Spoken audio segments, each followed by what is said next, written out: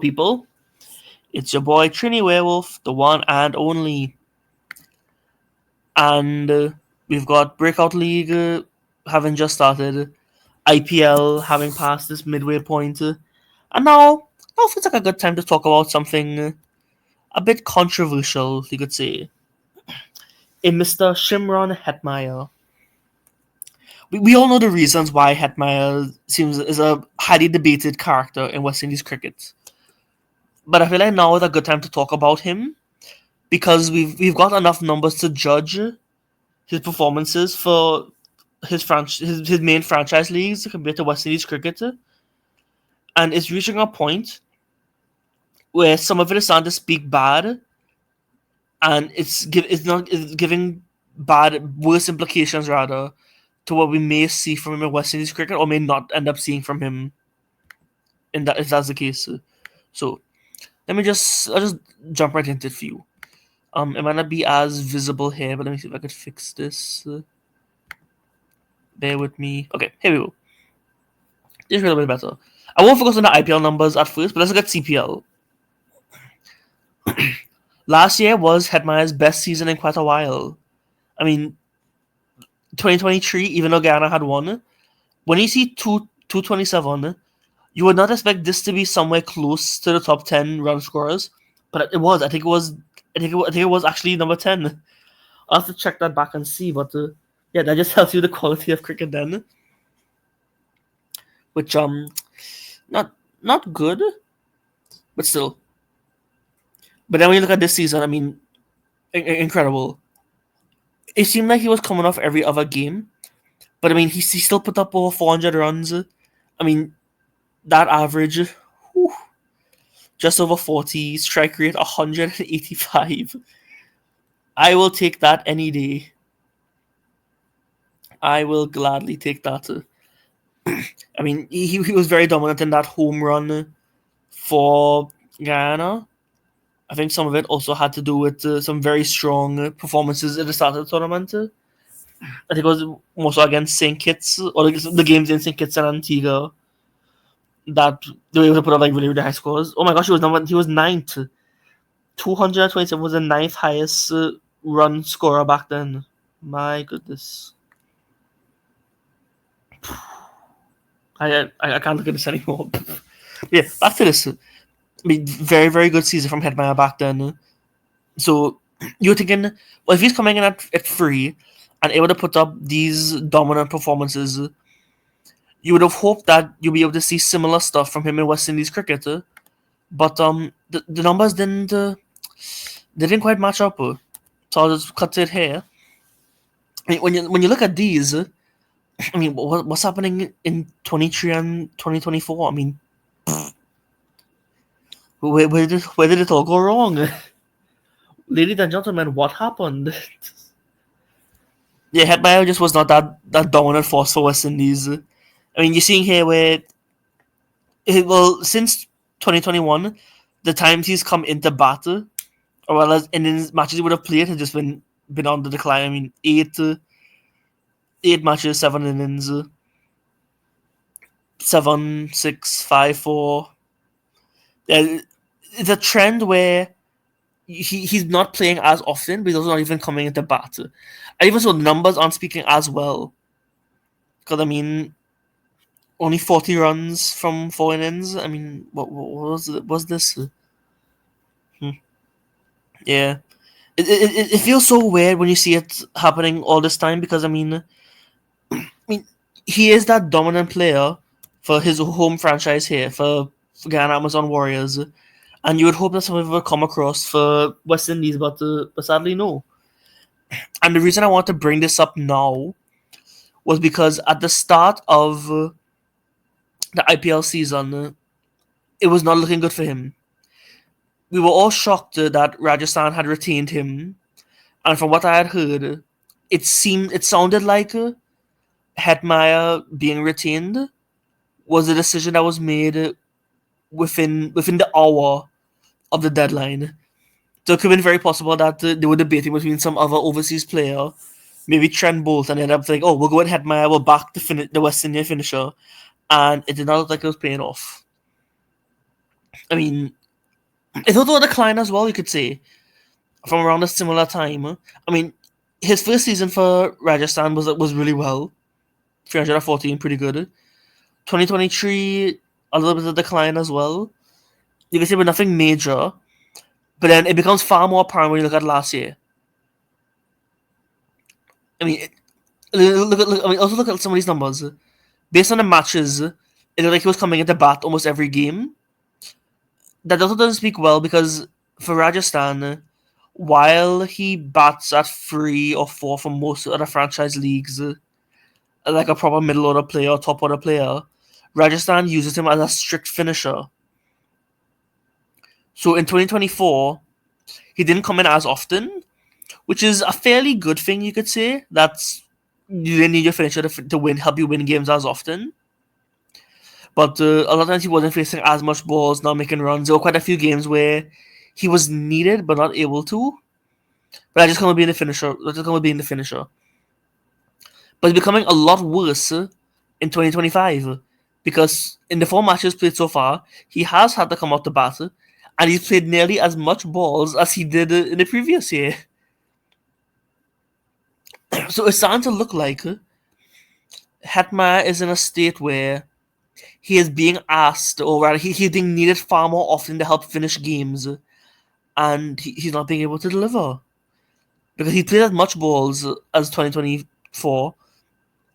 A good bit of runs off, but still, and no 50s last year, none so far. I mean, the 42 was a pretty good game. I mean, not a good game, good innings. I think that was the game where Sunrisers made like 280. Yeah, quite a struggle there. But I had saved this back then at the time, and I have the numbers now because we've played 10 games, and it is not looking much better. In fact, it has gotten significantly worse, which has me very, very concerned for Mr. Hetmyer. Now, 10 innings, or 10 matches, 9 innings, 187 runs, decent average, decent strike rate. He did get a 50 with a losing cause, but it looked like he was coming pretty well. The big thing for me in that innings was, yes, Rajasthan was losing wickets, so he came into bat early, but someone who is of the quality of Hetmyer that we know bats higher up for West Indies and in CPL, we saw him being able to play that role. So he was able to come in, not waste deliveries, but use those deliveries to put up a very good score, which is good to see. But the problem we saw after that innings was